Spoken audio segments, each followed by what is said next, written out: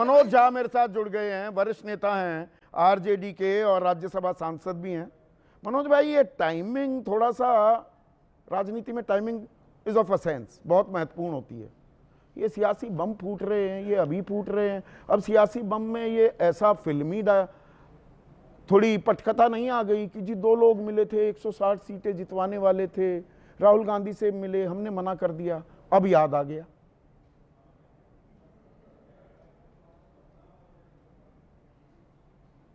Unmute कीजिएगा मनोज भाई, unmute कीजिएगा। Sorry not sorry. देखिए, असल में क्या होता है ना संदीप जी, हम आप जैसे लोग भी, मेन टेक्स्ट क्या था? मेन टेक्स्ट था कि राहुल जी ने पॉइंट बाय पॉइंट, और मैं समझता हूं कि उनकी one of the best press conference मैं मानूंगा, जिसमें दस्तावेज बनाम दस्तावेज दर दस्तावेज उन्होंने एक एक चीज को दोनों ही भाषाओं में समझाया। आरोप था कि मैनिपुलेशन इस स्केल पर हो रहा है।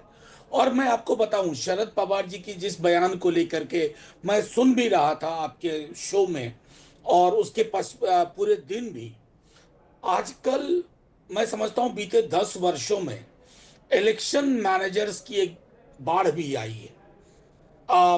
मुझे भी सैकड़ा फोन आते हैं, लोग मिलना चाहते हैं, मैं हाथ जोड़ लेता हूं, जो कहते हैं कि आइए आपके से आपका ये काम हो जाएगा, वो काम हो जाएगा। और अभी भी हम थोड़े पुराने ख्यालात के लोग हैं, और हमारा मानना है कि नहीं, अगर आप ऐसा खुलासा करते हैं मनोज भाई, देखिए आपने कहा कि मैं मना कर देता हूं, पर आप किसी से मिले तो उसका नाम पता तो होगा। नहीं, आप राहुल गांधी से भी मिलवा रहे हैं, ऐसे ही अरे गहरे नत्थु खैरे को तो मिलवा नहीं दिया जाता।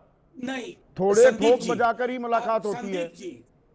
संदीप जी, आपकी भूमिका थोड़ी अलग है। आप पत्रकार हैं, मैं आपको बताऊं, प्रतिदिन 20 कॉल आते हैं मुझको। कल ही शाम में मैं 3 लोगों से मिला, हाथ जोड़ लिया। मैंने कहा मेरी पार्टी को छवि प्रबंधन, मतदाता प्रबंधन में किसी की आवश्यकता नहीं है। कई दफा लोग मिल भी लेते हैं, लेकिन आप उसकी टाइमिंग सवाल नहीं है। महत्वपूर्ण यह है कि राहुल जी ने सवाल क्या पूछा। नहीं, नाम नहीं बताएंगे तो भ्रम फैलाने का आरोप तो लगेगा ना आप पर। मतलब आप देश की लोकतांत्रिक व्यवस्था पर बड़ा सवाल उठा रहे हैं।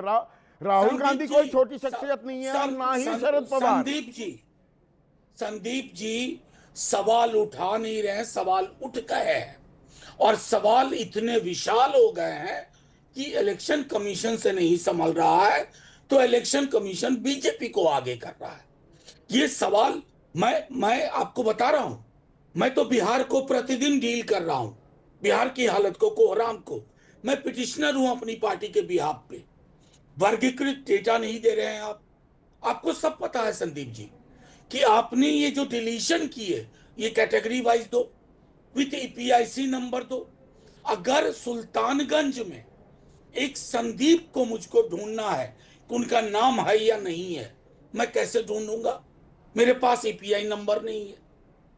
नहीं, आपके पास एक नंबर था ना, एक नंबर था तेजस्वी यादव के पास, उसे फर्जी बता रहा है चुनाव आयोग। अब तेजस्वी यादव ने अभी हमने ब्रेकिंग न्यूज चलाई थी कार्यक्रम से पहले कि नोटिस का जवाब हमने भेज दिया। क्या जवाब दिया है आपने? नहीं, जवाब तो बहुत बढ़िया दिया है, हम इंतजार करेंगे और फिर आपके पास यही बता दीजिए ना, एक और ब्रेकिंग न्यूज चलाऊंगा ना मैं मनोज भाई।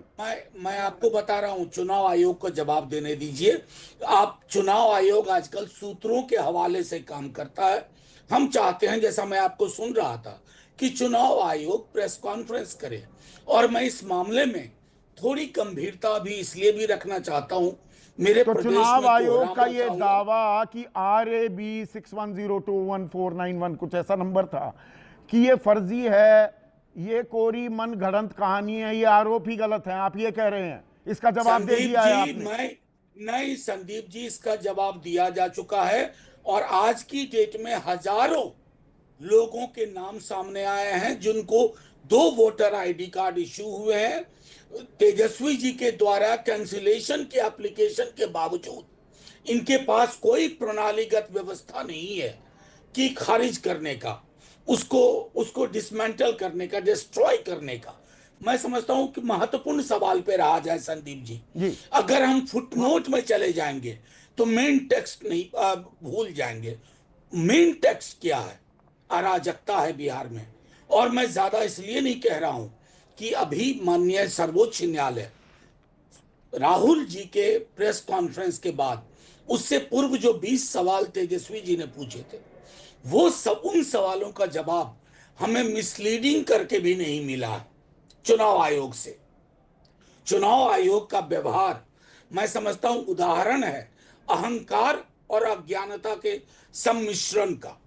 अब वो अज्ञानता किसी के ज्ञान से आ रही है, ये तो चिंता चुनाव का आयोग विषय से है। आप मांग करते हैं एक औपचारिक प्रेस कॉन्फ्रेंस करे, वरना आप सड़क पर उतरने का तो फैसला ले लिया है। 17 तारीख से वोट नहीं, सड़क अधिकार पर आंदोलन आप शुरू करने वाले हैं। नहीं नहीं, सड़क पर तो परसों ही उतर रहे हैं हम लोग। मंडे को सारे सांसद वो तो हम उतरेंगे जा रहे हैं बाकायदा, चुनाव पर जो आयोग वोट अधिकार रैली आप निकालेंगे वो 17 से होगा। मैं वो तो बिहार में होगा। हाँ, बिहार में। जो मैं अभी बता रहा हूं दिल्ली में, और दिल्ली में होगा। और हाथ जोड़ के कहेंगे कि भारत का चुनाव आयोग बांग्लादेश के चुनाव आयोग की तरह व्यवहार ना करे। अहंकार और अज्ञानता किसी के भी आदेश पर, यह डेंजरस कॉकटेल है। डेंजरस कॉकटेल है। आप